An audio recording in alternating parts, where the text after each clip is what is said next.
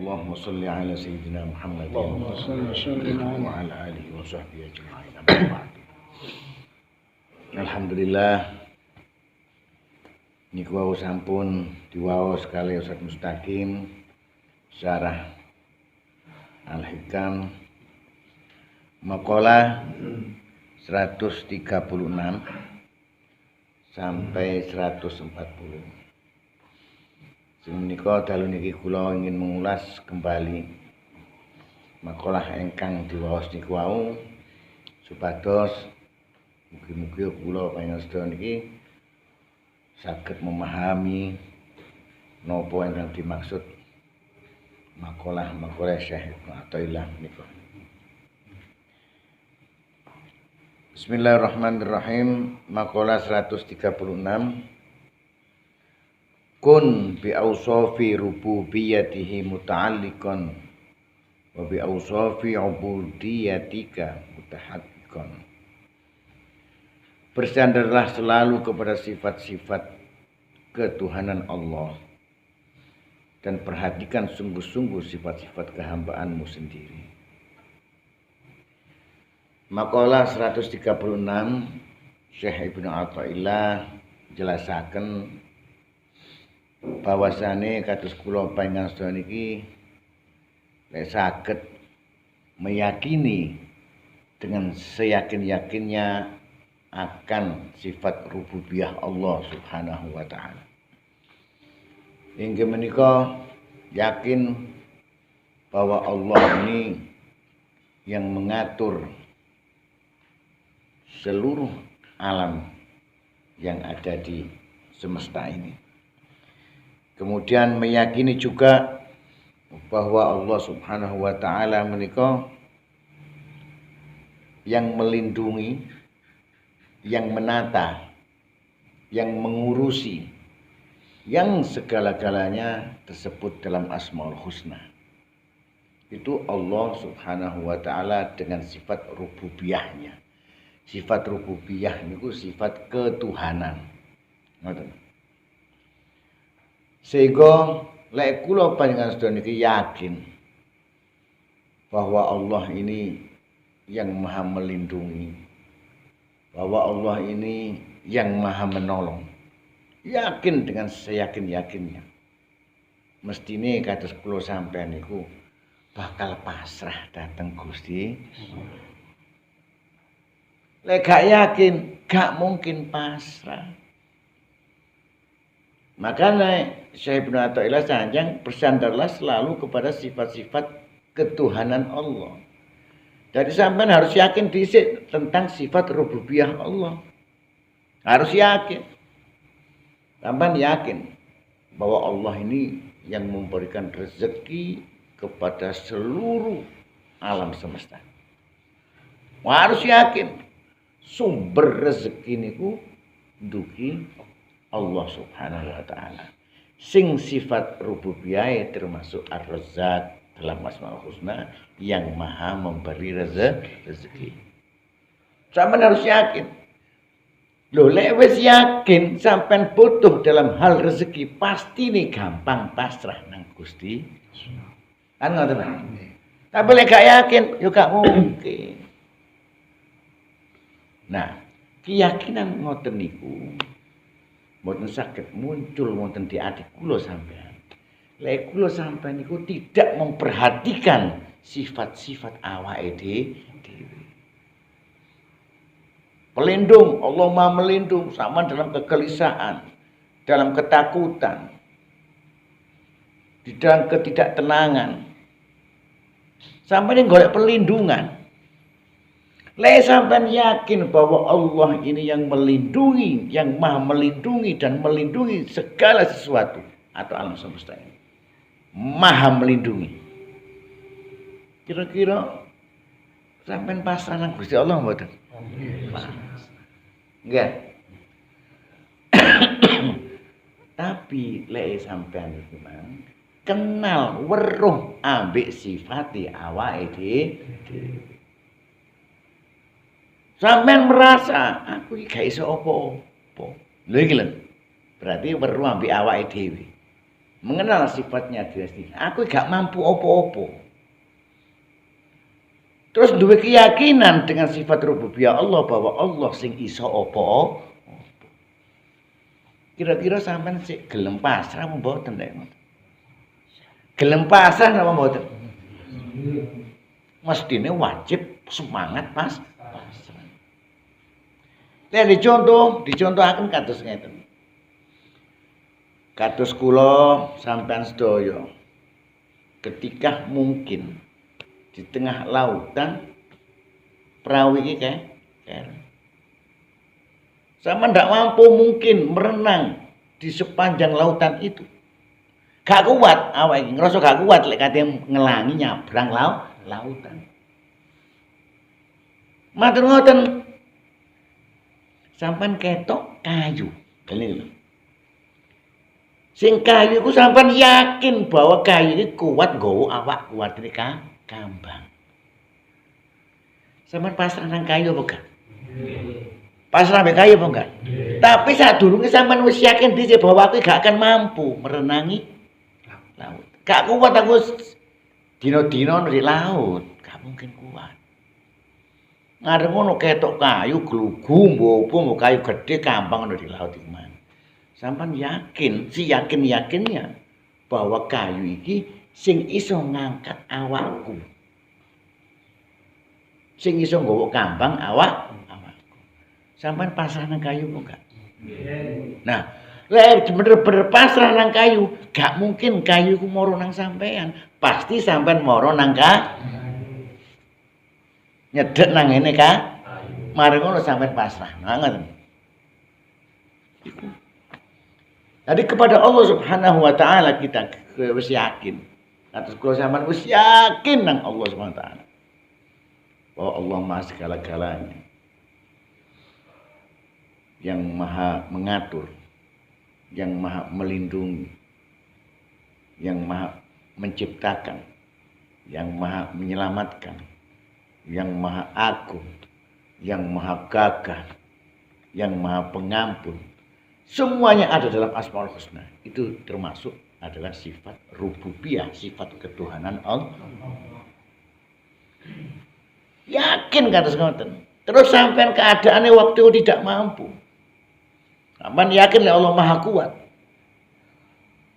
Seharusnya sampeyan pasrah sing nang ngene Maha Kuat dan pasrah itu dibuktikan dengan mendekati kepada siapa yang dipasrah. Paham lho? Ojo pasrah tok tapi ngado nang Gusti, ya gak pasrah itu tetep ngado. Kaya dene contoh kayu niku wae. Sampeyan klelep ana tengah lautan tola-tole gak ono apa-apa. Ana kayu sing ngambang kuat gedhe. Sampeyan yakin lek kayu iki kuat gendong gowo ngambangno sampeyan yakin. Akhirnya sampean inginnya bergantung ngambil kayu mang. Pasrah nang kayu mang. Kira-kira sampean marani kayu apa kayu sing moro? Marani kayu. Bukti sampean nek benar-benar pasrah nang Gusti Allah, iku harus nyedek nang Gusti Allah. Jadi duduk pasrah iku tutul-tutulan ya. Kesimpulannya kados ngeten. Tidak mungkin sampean akan berserah diri kepada Allah sebelum sampean mengenal sifat-sifat kelemahan kekurangan sampai. Ya. Kemudian makalah selanjutnya, mana'aka an tad'iya ma laisa laka mimma lil makhluqina afayubihu laka an tad'iya wasfahu wa huwa rabbul alamin. Allah melarangmu mengakui apa-apa yang bukan hakmu dan hak-hak orang lain, dari hak-hak orang lain. Apakah mungkin akan membolehkan kepadamu mengakui sifat-sifat Allah padahal Ia Tuhan yang Maha memelihara, Maha mengatur dan menjamin seisi alam. Makalah 137 dijelaskan oleh Syekh Ibnu Athaillah bahwa Gusti Allah niku dalam syariatnya, di dalam syariat Islam sing diatur kali Gusti Allah niku ngelarang kula sampean ngakoni hake wong sing dudu hake sampean. Dilarang napa mboten? Nggih. Apa maneh sampean kate mengakui atau menghai sifat-sifat Gusti, padahal Gusti Allah itu sing maha mengatur, sing maha memelihara dan menjamin di seluruh alam. Makalah niki jelasaken bahwa kula sampeyan niku wis jelas dalam syariatnya sudah dilarang, lek dudu hakmu aja kon lakoni. Dilarang ambek Gusti Allah, hukumnya haram. Ngoten. Apa maneh kate sampeyan ngakoni hak Gusti Allah? Apa hak Gusti Allah? Termasuk sing umum digaya ambek manungsa niku al-kibriya. Umum. Al-ujub termasuk ujub. Ujub niki lek nate kula terangaken termasuk dongkele sombong. Ngoten nggih. Haram dilarang kali Allah Subhanahu wa taala. Lek kula sampean niki sampai ngakoni sifat-sifat Gusti Allah.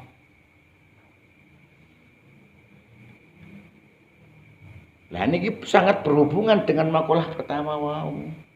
Lek kula sampean masih punya sifat-sifatnya Allah yang sampean akoni padahal itu hukumnya haram, mustahil balik nang makalah pertama kula sampean iki bakal pasrah nang Gusti. Paham ya? Lek sifat-sifat Gusti Allah iki kula sampean iki ngakoni, ngrasa iso, paling hebat, maha memiliki, sombong, maha terpuji, maha agung, mulia. Iku lek ana ngene atine kula sampean, mustahil kula sampean iku bakal pasrah nang Gusti. Mustahil. Kecuali lek sampean niku gak gawe, gak ngakoni sifat hak-hak sifat Gusti. Sing biyen ngrasa terpuji, ngrasa paling rendah. Sing biyen ngrasa mulya, ngrasa paling hina. Sing biyen ngrasa iso, ngrasa paling bodoh. Sing biyen iku mang ngrasa memiliki, ngrasa gak duwe apa-apa, gak iso.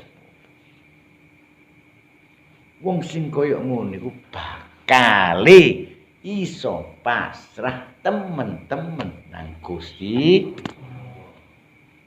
Soalnya ngerasa gak iso, ngerasa bodoh, ngerasa gak mampu, ngerasa gak kuat, ngerasa gak kuasa. Dia akan meyakini sebaliknya bahwa yang berkuasa Allah, sing maha kuat Allah. Yakin sing harus ngoten. Gini wow, contoh nih, mesti wong iku sing lemah akan pasrah kepada yang maha kuat. Yang tidak memiliki apa-apa, yakni fakir, akan pasrah kepada Sang Maha Kaya. Itu pasti sudah, pasti. Lah saiki lek melarat gak pasrah Sang Maha Kaya, kate pasrah nang padha melarate. Ya gak mungkin. Sing gak kuat pasrah nang padha gak kuat ya padha gebleke. Itu hukum pasti namanya, sunnatullah. Ketetapane Gusti Allah kados ngoten. Makanya kalau sudah menjadi satu ketetapan Allah kados ngoten, maka mustahil nanti selanjutnya mungkin makalah ini disebutkan engkau akan menerima kekeramatan kalau belum hatimu bersih dari sifat-sifat itu. Kemudian makalah selanjutnya, kaifa tahruku lakal awaidu wa anta lam tahruk min nafsikal awaid. Bagaimana engkau menginginkan sesuatu yang luar biasa, padahal engkau sendiri tidak merubah dirimu dari kebiasaannya. Makalah 138 menika gini ku wau. Enggak. Wis mustahil.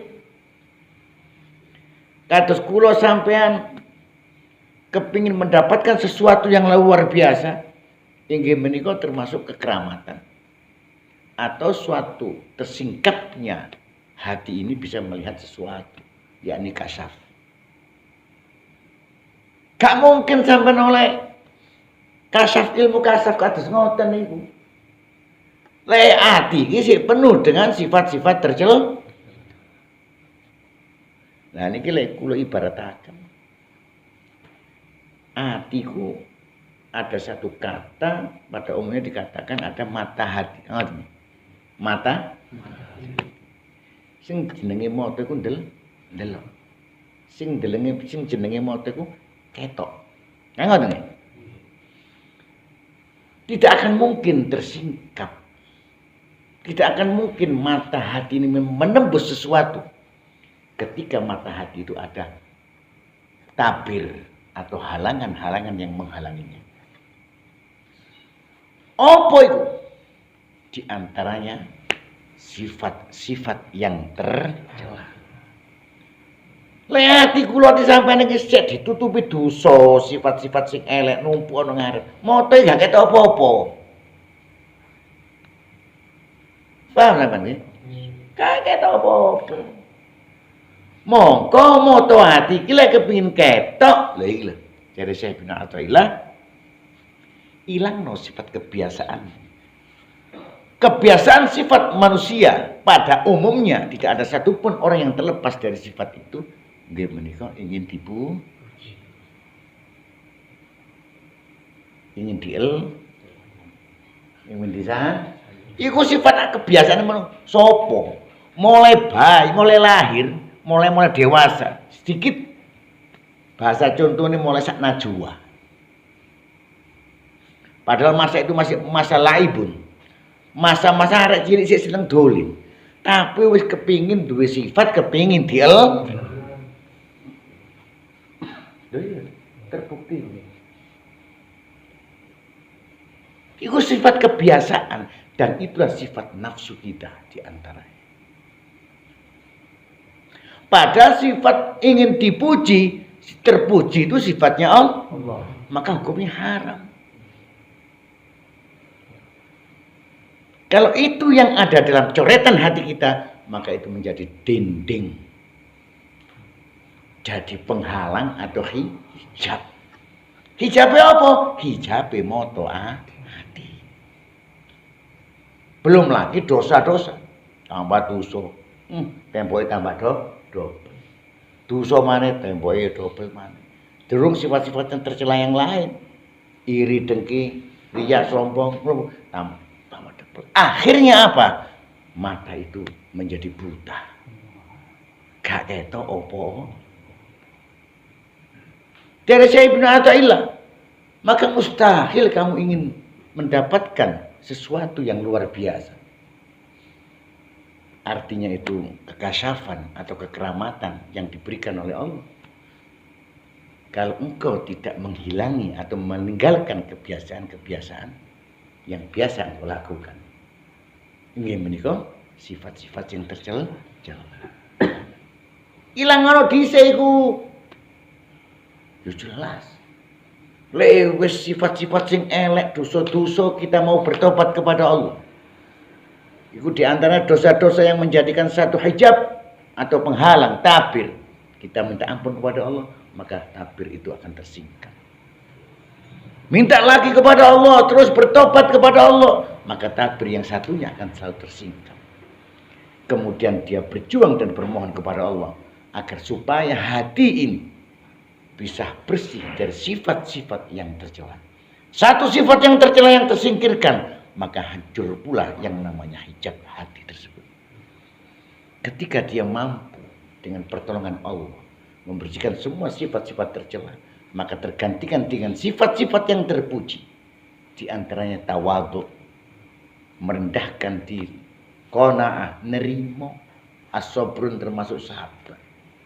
Yang ada sifat-sifat yang mulia, yang lainnya yang terpuji, maka otomatis padha karo mata iki mang delok apa sing didelokno ngarep, tidak ada penghalang, tidak ada penghalang. Temboke gak ono, wis ajur.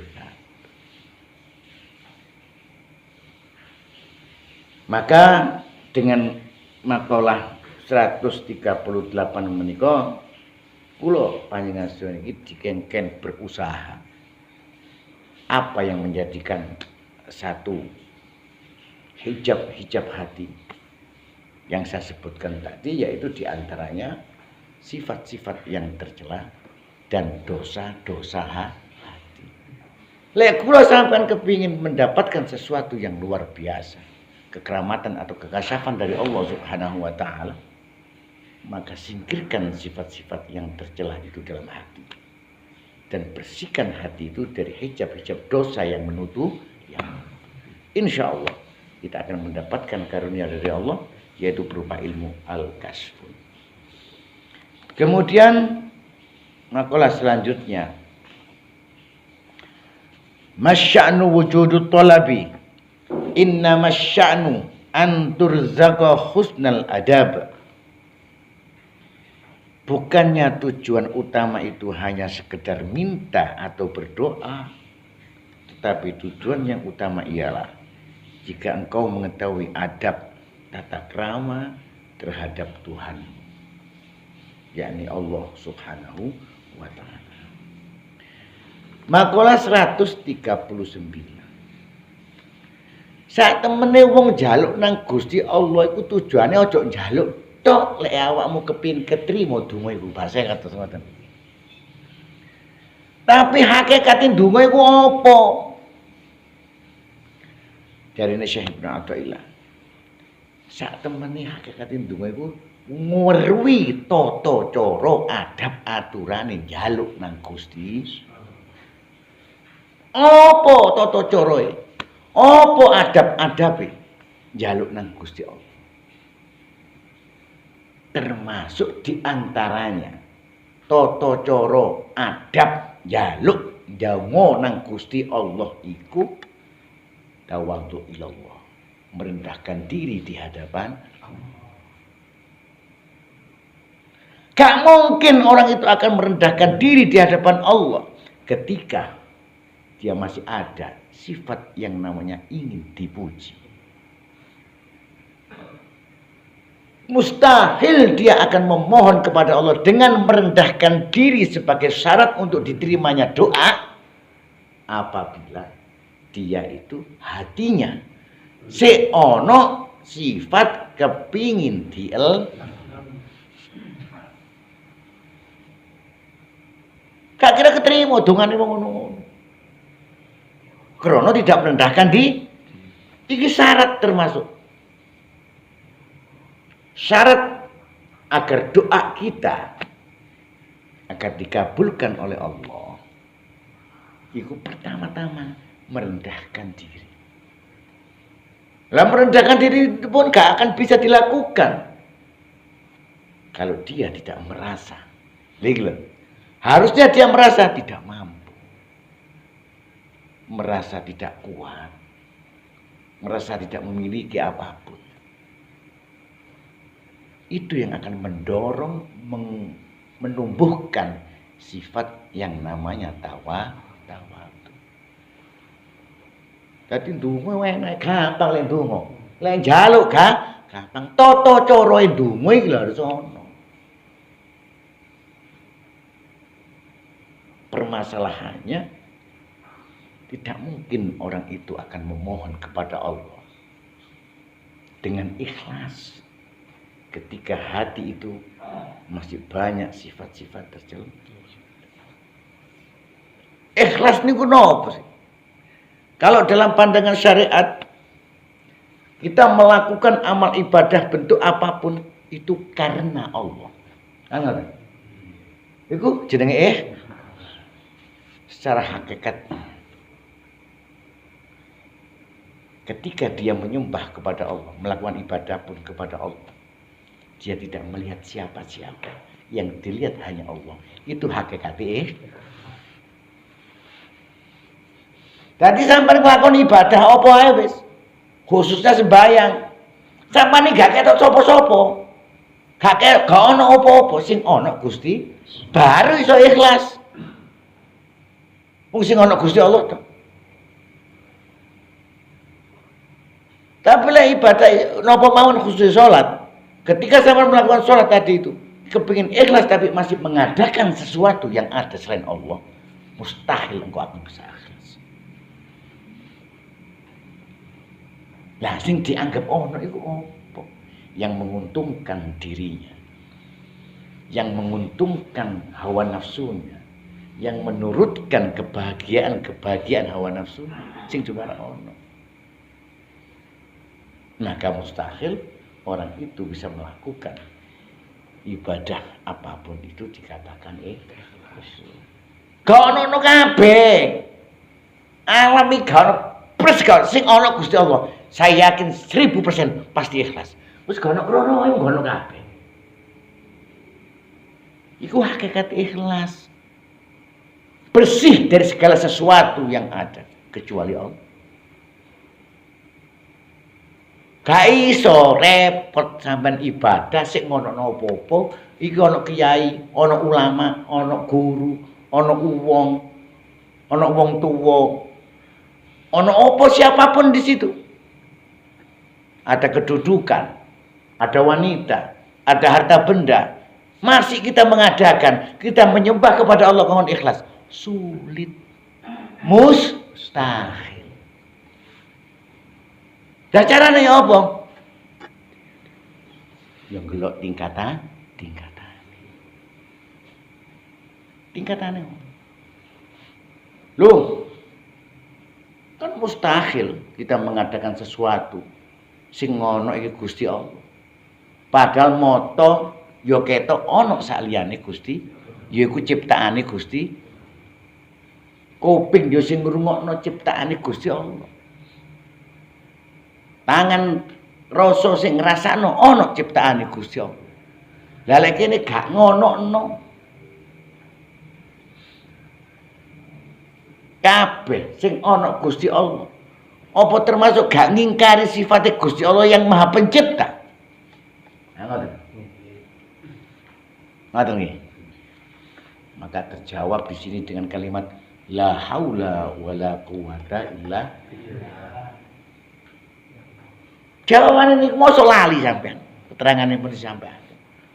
Bahwa ono kabeh alam semesta barang sing gedene sak pira cilike sak pira ciptaane Gusti Allah. Ketika menyebutkan la haula wala quwata illa billah, semuanya tidak ada. Karena adanya semuanya itu karena ada kekuatan. Lah lek kekuatan iku tek Gusti Allah, kira-kira barang iku sampean ono ta? Adanya sesuatu itu karena adanya kekuatan. Langit saya nambani krono kekuatan. Bumi sing gak mene gedene ya krono kekuatan. Sampai bleduk ya ono kekuatan. Sampai mulkul sing gak iso digelok ketok moto, mulkul. Iku pun karena ada kekuatan. Tanpa ada kekuatan tidak ada semua itu. Tidak akan wujud. Sedangkan yang memiliki kekuatan itu Allah, maka mustahil ketika kita yakin ke sana semuanya ada. Musnah semuanya, yang ada hanya Allah. Belum makanya kalau tingkatan. Kita tidak mengingkari ciptaan Allah. Bahwa Allah Maha Pencipta. Yakin adanya bumi ini. Kita berpijak pada bumi. Yakin adanya air. Yakin adanya angin. Yakin adanya api. Kita bisa merasakan semua itu ada. Tapi semua itu adanya karena ada kekuatan. Kita masuk ke dalam hakikatnya. Ketika pandangan hakikat tauhid, maka semua itu tidak ada. Kemudian makalah selanjutnya, makalah terakhir, ma talaba laka syai'un mislul idrirari wala asra'a bil mawahibi ilaika mislu dzillati wal iftiqar. Tiada sesuatu yang dapat menyegerakan tercapainya permintaan hajatmu seperti keadaan terpaksa. Dan tiada sesuatu yang dapat menyegerakan tibanya pemberian-pemberian karunia Allah seperti merasa rendah diri dan sangat fakir, miskin di hadapan Allah Subhanahu wa taala. Makalah 140 Syekh Ibnu Athaillah njelasaken bahwasane mboten enten sing saged nyepetaken donga kula donga sampeyan nek cepet terkabul diterima Gusti Allah kecuali dalam keadaan terpaksa. Memang itu ada satu hadis Rasulullah sallallahu alaihi wasallam.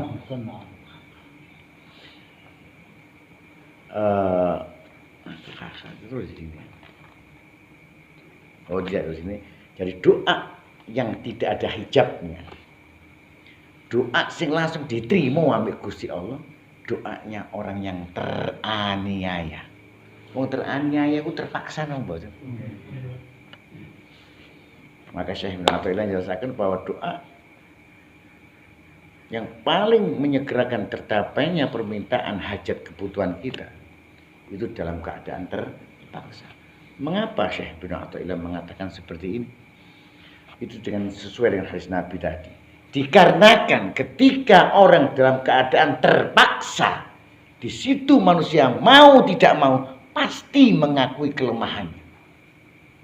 Wis gak mampu, ngerasa gak mampu. Masih gak dikongkon, kalau aku ngerasa gak mampu, gak. Wis ngerasa dhewe gak mampu. Aku gak kuat. Aku gak kuasa. Aku tidak bisa apa-apa. Aku gak iso apa-apa. Ketika itu dia sudah mengakui akan dirinya dengan keterpaksaan karena gak mampu, sehingga dia bermohon kepada donga sing kaya ngono iku lho sing bakal cepet dikabulno ambek Gusti.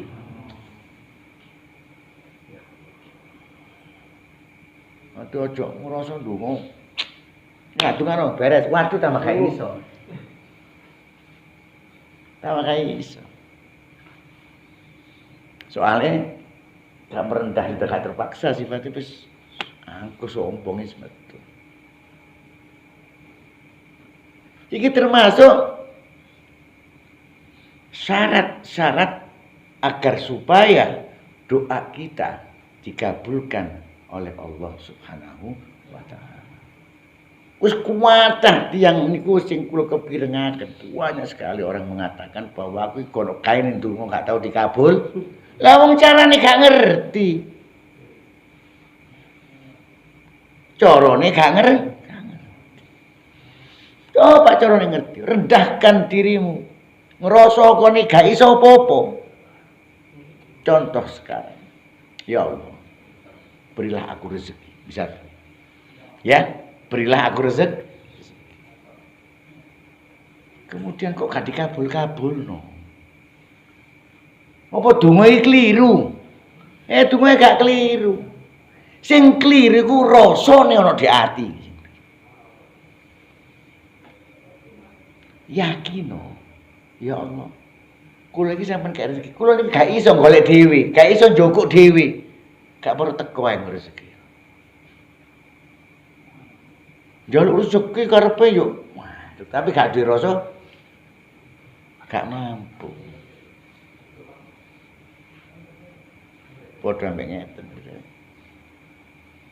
Ketika kula sampean meyakini dengan satu ayat, wa may yattaqillahu yaj'alhu makhraja. Sapa sing bertakwa be Allah, setiap dia mendapatkan kesulitan, pasti dikei jalan keluar ambek Gusti Allah. Janjine Gusti Allah. Wa yarzuqu min haitsu la yahtasib. Dan Allah memberikan rezeki yang arahnya sing gak disangka-sangka. Sing arahe gak disangka. Wong takwa iku wong ngrendahno diri enggak? Nggih. Wong takwa iku wong wedi ambek Gusti Allah kan. Wong takwa iku wong tunduk gak nang Gusti Allah. Gak mungkin wong iku tunduk. Tidak mungkin dia merendahkan diri ketika dia masih ada sifat-sifat yang tercela di dalam hati. Lewes entek sifat sing elon atine. Sifatnya Gusti Allah dikekno nang Gusti Allah. Diakuno nang Gusti Allah. Lah mungkin sifatnya Gusti Allah diakoni. Si ono di hati kepingin terpuji. Kepingin dianggap A, dianggap B, dianggap D. Pengen kabeh anggapan wong dianggap tok ae. Lha opo kepingin dianggap? Cuma anggapan saja. Manusia-manusia yang ingin terpuji, baik karena ilmunya, karena ibadahnya, karena kedudukannya, karena hartanya, semuanya itu cuma kepingin dianggap. Lah iya loh, asli niku. Asli. Saya sing diarani orang ini berilmu dari mana? Ilmu itu sapiro ilmu itu? Tidak ada ilmu itu dari Allah illa qalila, kecuali sangat sedikit sekali. Lah terus dia kepingin dianggap berilmu itu tekondi. Iya. Berarti kepingin dianggap tok sak temene goblok. Rajane goblok lek kepingin dianggapin. Sing ahli ibadah yang sapiro ibadah ambek karunia Allah gak ada pucuke. Setan ibadahnya lebih kuat dan lebih banyak daripada kita. Sebelum setan itu dilaknat oleh Allah Subhanahu wa ta'ala. Yaitu yang bernama waktu itu Azazil. Azazil itu ibadah yang ana kono katakan di akhirat itu sedina iku padha ambek 1000 tahun di bumi. Padha karo 1000 tahun di bumi. Sedangkan Azazil saat itu bertahun-tahun, hitungan akhirat loh ya. Iku sujud tok nang Gusti Allah, muji tok nang Gusti Allah, ngagungno Gusti Allah dan tidak pernah bermaksiat sampai malaikat menjadi murid-muridnya. Iku Azazil. Iblis iku asal usul iblis namanya Azazil. Lah dibanding ibadah kula ambek sampean opo? Jarine iblis aku sedina kono ibadah. Kon gak sampai 1000 tahun. Ambek dibanding ambek ibadah iki lho menungso. Sedinaku kan nututi kon ngati nyala. Jarine iblis. Tapi mengapa Allah sampai mengutuknya? Hanya karena satu sifat yang menutupi kebenaran, yaitu sombong. Iblis yang ibadai ribuan tahun, bahkan puluhan ribu tahun, terkutuk oleh Allah dikarenakan sifat satu, yaitu sombong. Karena memiliki, mengakui sifatnya Allah yang bernama Al-Mutakabbir. Ya apa sih? Wis sampean ambek ati puluhan tahun ibadah. Kate sombong. Kira-kira tambah ya apa?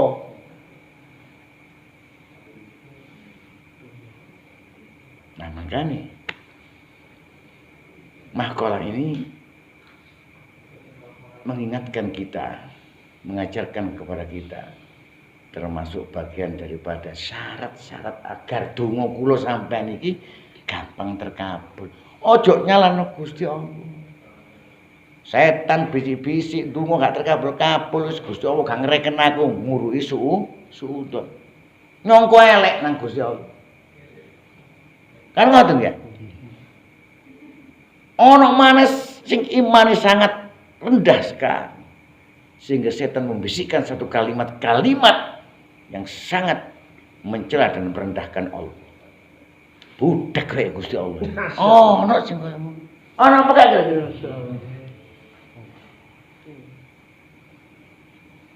Naudzubillah min.